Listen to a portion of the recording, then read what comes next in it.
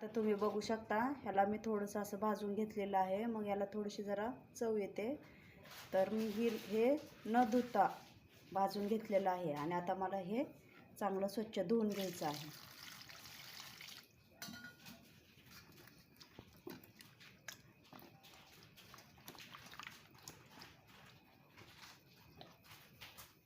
आता इथं मी शेंगदाण्याचं कूट घेतलेलं आहे आणि ह्याच्यामध्ये मी टाकणार आहे तिखट आणि आता टाकायची आहे हळद.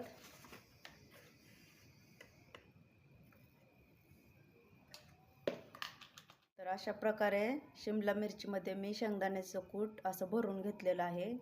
चला तर मग आता आपण फोडणी देऊन घेऊया. तर मी ह्याच्यामध्ये तेल टाकणार आहे.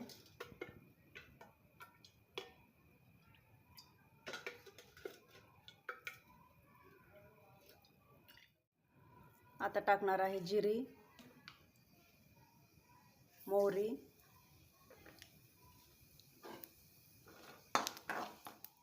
आता टाकणार आहे लसूण,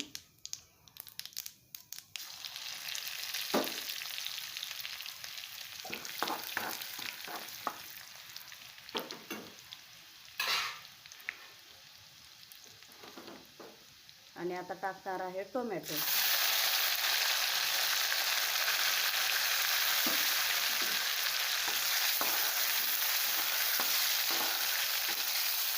इथं मी एक टोमॅटो घेतलेला आहे बारीक कापून. तर चांगलं आपल्याला तेलामध्ये परतून घ्यायचं आहे. आणि आता टाकायची आहे आपल्याला शिमला मिरची.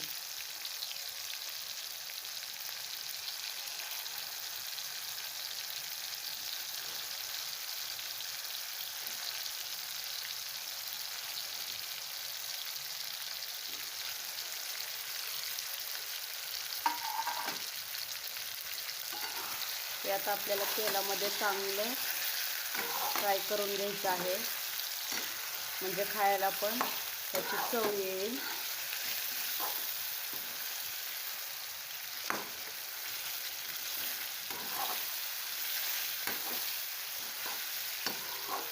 आपल्याला 5 मिनिटं हे असंच ठेवायचं आहे तेलामध्ये. आणि आता मी वरून टाकणार आहे कोथिंबीर.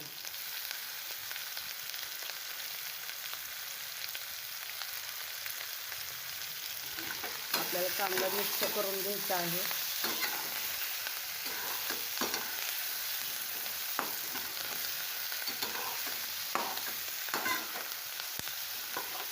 आणि याची सुकी भाजी बनवणार आहे मी, जास्त पातळ करणार नाही आहे.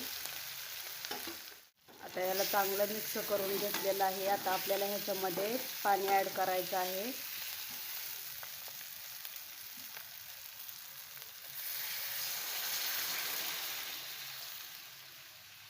आणि आपल्याला आता हे चांगलं शिजून द्यायचं आहे. त्यातलं सगळं पाणी आटून द्यायचं आहे. थोडंसंच पाणी आपल्याला ह्याच्यामध्ये ठेवायचं आहे. इथं तुम्ही बघू शकता आपली भाजी तयार झालेली आहे.